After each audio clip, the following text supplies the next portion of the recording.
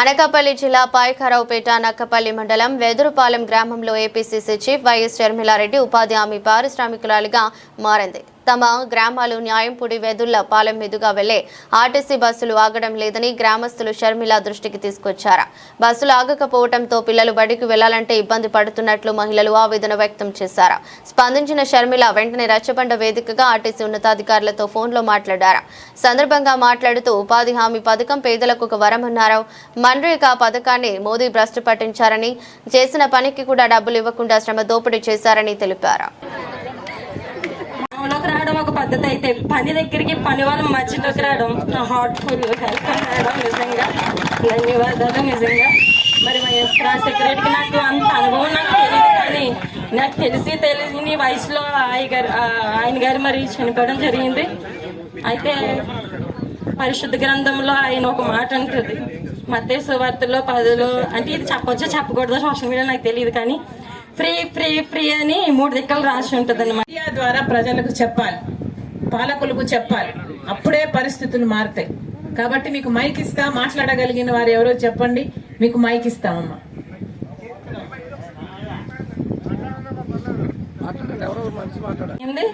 మేము తినలేని పరిస్థితి.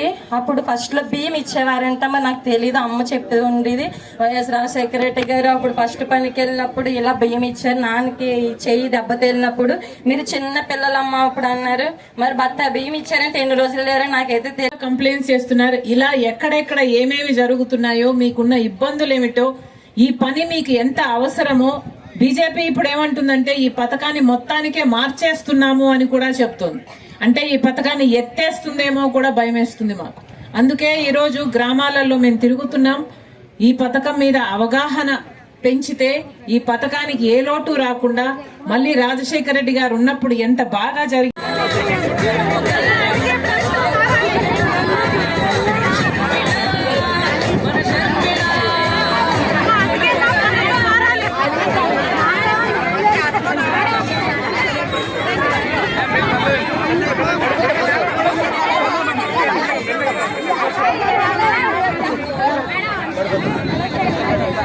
సంవత్సరాలుగా బీజేపీ పార్టీ అధికారంలోకి వచ్చింది, ఇచ్చేవారు.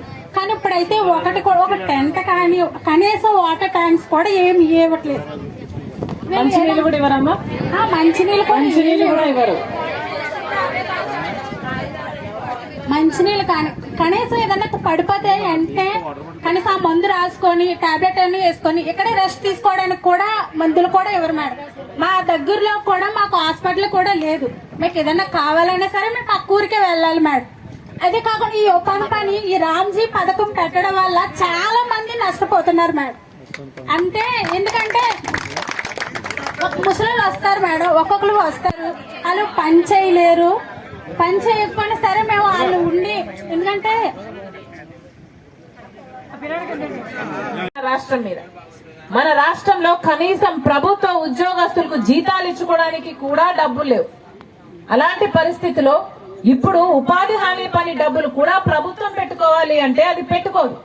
ఇప్పటికే మీరు చూస్తున్నారు, 3 నెలలు అయింది, 4 నెలలు అయింది, మాకు డబ్బులు వచ్చి మేము పని చేశాము కానీ బిల్లులు పట్టడం లేదు అంటున్నారే. ఎందుకు పట్టడం లేదు అంటే చంద్రబాబు గారు ఈ డబ్బు రిలీజ్ చేయటం లేదు కాబట్టి.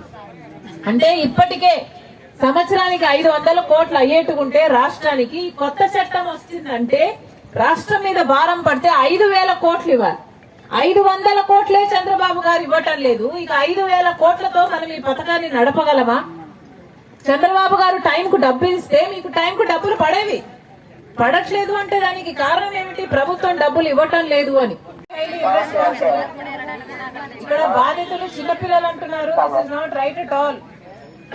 అసలు ఎక్కడెక్కడ ఆగట్లేదో కూడా ఒకసారి రివ్యూ తీసుకోండి. ఇక్కడే ఆగట్లేదని వీళ్ళు చెప్తుంటే మీకు తెలుస్తుంది అంటే ఇంకెక్కడెక్కడ ఆగట్లేదో అసలు ఎవరు చెప్పకపోతే మీకు తెలియట్లేదేమో. ఒకసారి మొత్తం రివ్యూ తీసుకోండి, ఎక్కడ ఆగట్లేదు. Please make sure this is rectified అండి. It's very very necessary. సరే భర్త లేకపోయినా, అటు భార్య లేకపోయినా, ఎవరు లేకపోయినా సరే వాళ్ళ కాళ్ళ మీద అలానే బ్రతకాలి అనే థాట్ మీద పెట్టారు. కానీ ఇప్పుడైతే ఏమీ జరగట్లేదు మేడం. కనీసం ముసలాళ్ళు వచ్చినా సరే ఉసురు వంట వచ్చి మళ్ళీ అలాగే వెళ్ళిపోతున్నారు మేడం. అలాగని పోనీ ఇప్పుడు పెట్టిన పథకం వల్ల చాలా మంది ముసలోళ్ళు అనగా యంగ్ గా ఉన్న వాళ్ళు అనగా ఎవరికైనా మాతో పడట్లేదు మేడం ఫోటో. ఫస్ట్ ఫోటోకి ఉండాలి, సెకండ్ ఫోటోకి ఉండాలి. మళ్ళీ అది కాకుండా ఉదయం 5 గంటలకు వచ్చి మధ్యాహ్నం 12 గంటల వరకు అంటే 4 అవర్స్ పని, కానీ జరిగేది 6 గంటలు 8 గంటల వరకు.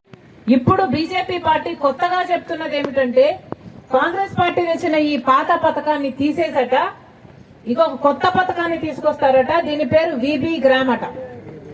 విబి గ్రామ్ అని కొత్త చట్టం తీసుకొస్తారట. దీనివల్ల ఇంకా ఇబ్బందులు వస్తాయని కాంగ్రెస్ పార్టీ ఈ ఉద్యమం చేపట్టింది. ఎందుకు వస్తాయి అంటే ఇప్పుడు పాత పథకం ప్రకారము కేంద్ర ప్రభుత్వమే మొత్తం డబ్బులు ఇవ్వాలి ఈ నిధికి. కానీ ఇప్పుడు వీళ్ళు తెచ్చే ఈ కొత్త పథకం